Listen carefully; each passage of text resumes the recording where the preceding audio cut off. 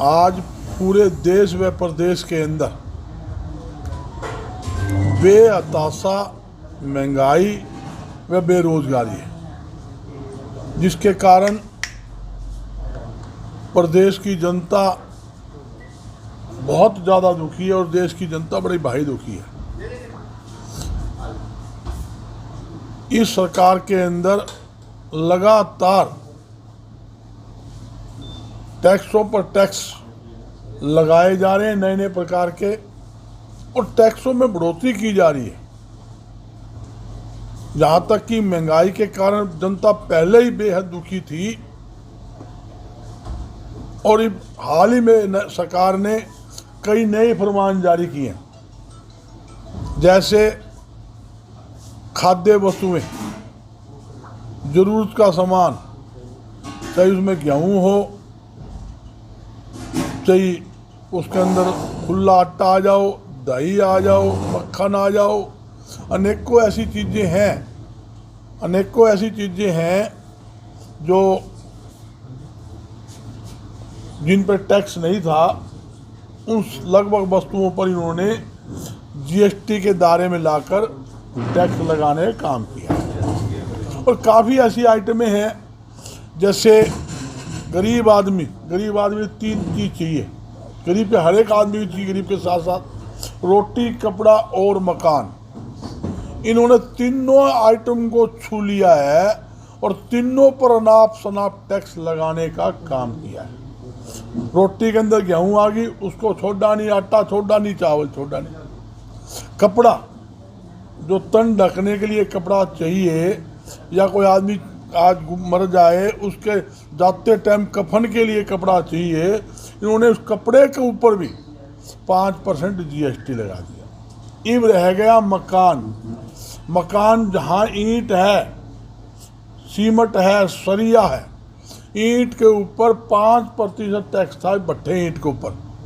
इन्होंने इसी हाल के अंदर, जो 18 तारीख से लागू होगा, 18 कल से लागू होना है, उसको इन्होंने 5 से 12 कर दिया। और आपको नई बात बताता हूँ, जब से देश आज़ाद हुआ है, कभी चीनी पर, कपड़े पर टैक्स नहीं लगा, कभी भी। आप देख लो, इतिहास था का देख लो। इन्होंने चीनी पर भी टैक्स लगाकर गरीब के मुंह का मिठास, जो चाय में थोड़ी चीनी गिरता है, वो भी छीन ली, कपड़े पर लगा दिया।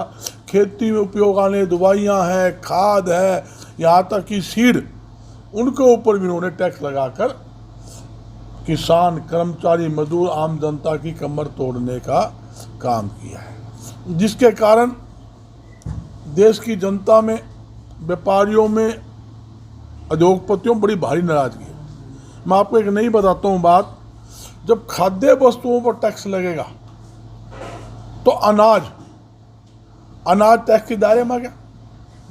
अनाज टैक्स के दायरे में आएगा। आज गेहूं है और धान है, सरकार ने 4% आज पहले मार्केट फीस लगाई हुई है और 5% जीएसटी और लग गया, यानी 9% टैक्स तो सीधा ये हो गया। 9 का मतलब ये है, गेहूँ एक काउंटल लोगे, 200 रुपये आपको एक्स्ट्रा टैक्स के नाम के लगेंगे, सीधा 200 रुपये किसान के कटेंगे। अगर मान लो इनका माल बिकना है 2200 में गेहूँ या 2000 में बिकनी है, जब टैक्स लगेगा तो व्यापारी कोई टैक्स घर से नहीं देता, या जनता से लेगा या किसान के काटा। ये जो सीधा फार्मूला है, 2 दूनी 4, ये चाहते हैं 2 दूनी 8, हम कमा 2 दूनी 4। ये सरकार जो है, मतलब इस सरकार से जनता से कोई लेना नहीं, व्यापार से कोई लेना नहीं। मैं एक बात तो बताता हूँ, ये सरकार कहती हुई हमारी सरकार बहुत अच्छी है, हमारी सरकार में लोग खुश है, व्यापार बढ़ गया, उद्योग बढ़ गया।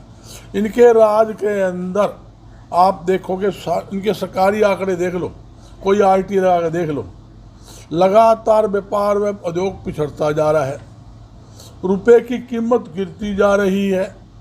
और यहाँ तक कि जहाँ जो बड़े बड़े घराने हैं, जो कुछ बड़े घराने, जो उनकी दिन प्रतिदिन पूंजी बढ़ती जा रही है और गरीब और ज़्यादा गरीब होता जा रहा है। ये खास बात है।